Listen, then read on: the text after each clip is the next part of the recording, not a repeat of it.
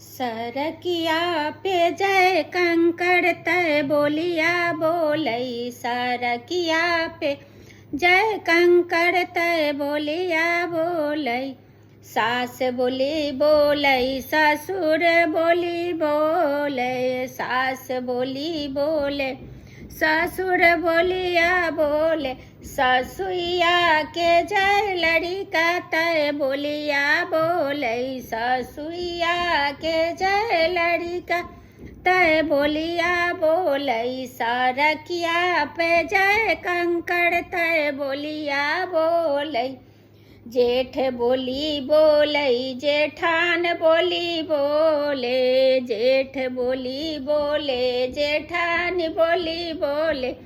जेठनिया के जय लड़िका तय बोलिया बोलई। जेठनिया के जय लड़िका तय बोलिया बोलई। सरकिया पे जय कंकड़ तय बोलिया बोलई।